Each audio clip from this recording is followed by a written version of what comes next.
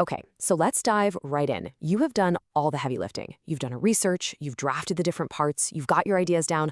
All the pieces of your definition essay are basically sitting right there in front of you.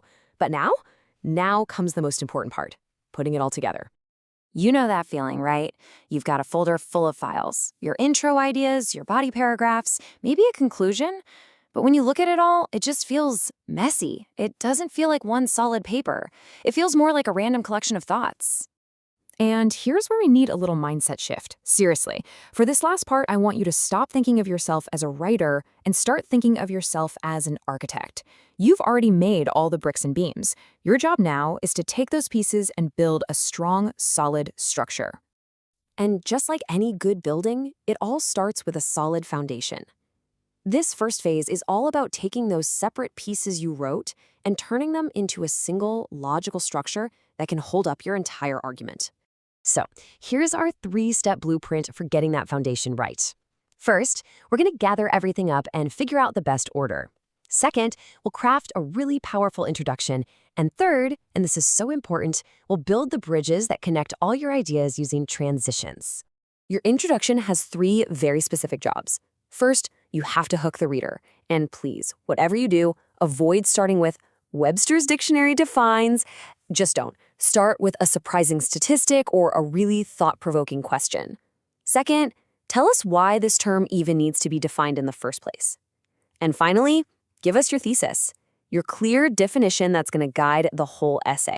Okay, let's talk about those bridges. Transitions are honestly what separate a good essay from a great one. Without them, your paper's just a bunch of disconnected islands of thought.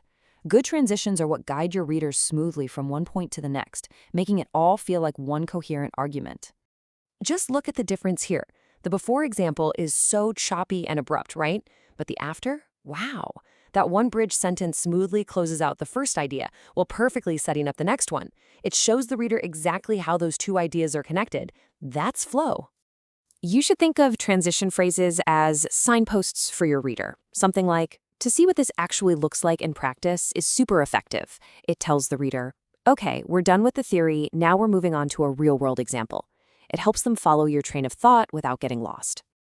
Okay, our foundation is poured and the main structure is up. Now it's time for what I call the building inspection.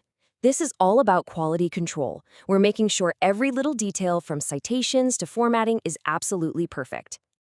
Here's a quick little cheat sheet for MLA in-text citations. For a standard source, it's just author and page number. For something from the web, it's usually just the author's last name. And if you can't find an author, no problem. Just use a shortened version of the title in quotes. Getting these right just shows you're paying attention. And here's a tiny detail that trips up so many people. The citation is part of the sentence, which means it has to go before the period, not after it. I know it seems small, but getting this one little thing right just makes your entire paper look so much more professional. Now, for the works cited page, let's do a quick fire check. Is it alphabetized by the author's last name? Check. Does every single entry have that weird little hanging indent? Check. Are your book titles in italics and your article titles in quotes? Check. And here's the golden rule. Does every single citation in your essay have a matching friend on this page? It has to. All right, the structure is solid, and we've passed inspection. Now for the fun part, adding the final polish. This is where we stop worrying about just being correct, and we start making the writing sound amazing. This is how you take a paper from good to great. So, what is the single most effective, most powerful revision strategy that you can possibly use? What's the one technique that will improve your writing more than anything else? This is it. Read your essay out loud. I know, it feels a little weird at first, but trust me, your ears will catch all the stuff your eyes just skimmed over. You'll hear the awkward sentences, the repetitive words, even typos and gaps in your logic. If you stumble when you say it, your reader is definitely going to stumble when they read it. And while you're reading out loud, listen for those vague, empty phrases like, this affects things in many ways. I mean, that tells your reader basically nothing. But listen to the other one.